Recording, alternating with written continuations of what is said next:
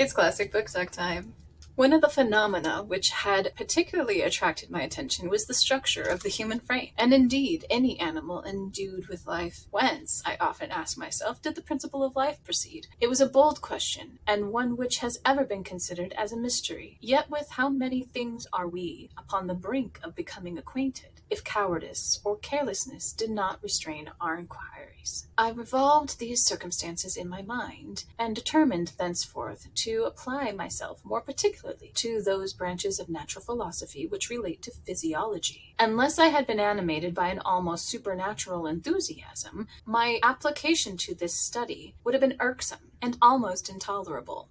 To examine the causes of life, we must first have recourse to death. I became acquainted with the science of anatomy, but this was not sufficient. I must also observe the natural decay and corruption of the human body. In my education, my father had taken the greatest precautions that my mind should be impressed with no supernatural horrors. I do not ever remember having trembled at a tale of superstition, or to have feared the apparition of a spirit. Darkness had no effect upon my fancy, and a churchyard was to me merely the receptacle of bodies deprived of life, which, from being the seat of beauty and strength, had become food for the worm. Now I was led to examine the cause and progress of this decay, and forced to spend days and nights in vaults and charnel houses. My attention was fixed upon every object the most insupportable to the delicacy of the human feelings. I saw how the fine form of man was degraded and wasted. I beheld the corruption of death succeed to the blooming cheek of life. I saw how the worm inherited the wonders of the eye and the brain. I paused, examining and analyzing all of the minutiae of causation, as exemplified in the change from life to death and death to life, until from the midst of this darkness a sudden light broke upon me,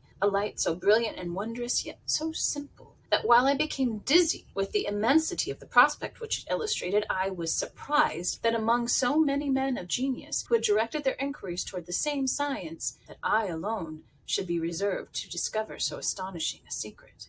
Remember, I am not recording the vision of a madman. The sun does not more certainly shine in the heavens than that which I now affirm is true. Some miracle might have produced it, yet the stages of the discovery were distinct and probable. After days and nights of incredible labor and fatigue, I succeeded in discovering the cause of generation and life.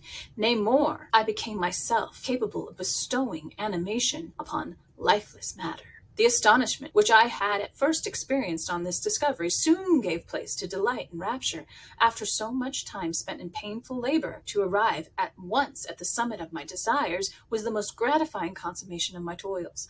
But this discovery was so great and overwhelming that all the steps by which I had been progressively led to it were obliterated, and I beheld only the result.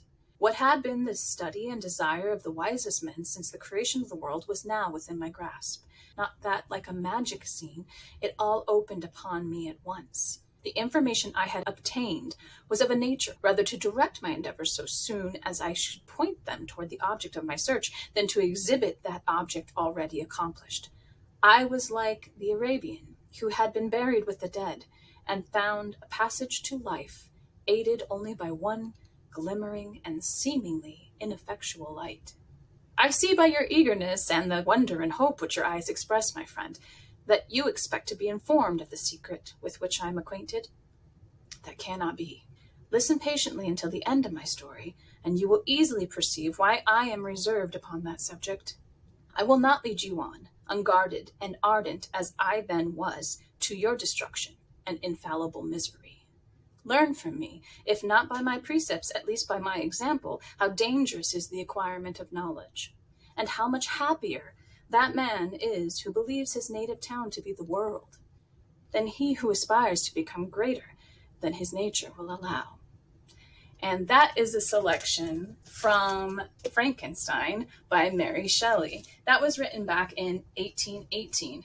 Some of you may be familiar with the movie version. In fact, actually, the cover of this is a picture from a movie based on the same title. It is very loosely based. Almost every single version of Frankenstein that has been made into some sort of a movie or TV show or anything like that has taken great liberties with this story. The person we were listening to in my selection was Victor Frankenstein. He is some people call him mad scientist, that the book revolves around. He was talking about his discovery of how to reanimate dead tissue, which leads him to create a monster, as you could imagine. Probably many of you know as Frankenstein, like the name of the monster. But in the book, the monster's never named. So kind of keep that in mind. This book is largely different than the movie. So if you're approaching the book thinking it's going to be like the movie, it's not.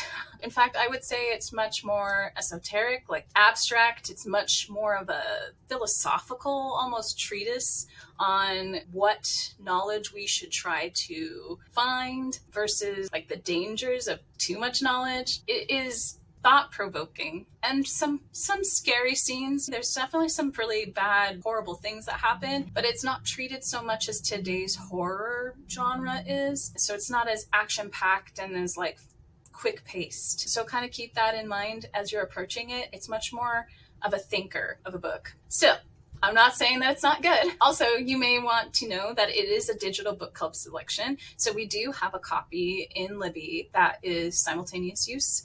And if you would like to have like a very thought-provoking discussion kind of book club around it, I think it's the perfect choice. It will have a guide inside, but it also, this particular copy is annotated. It has tons and tons and tons of extra details that may lead you even to more thought-provoking of a conversation. That's the physical version only. The ebook does not have that part, so you're just going to be getting just the text in the ebook. It's a lot. Unless you are a very high-level vocabulary reader, you are going to need to take it at a slow pace and possibly even reread sentences to completely understand, because it was written back in a time where eloquence and kind of using those like $10 words was more respected and kind of showed your knowledge. Anyway, I hope this kind of encourages you, maybe inspires you to check this out either in physical format or digital.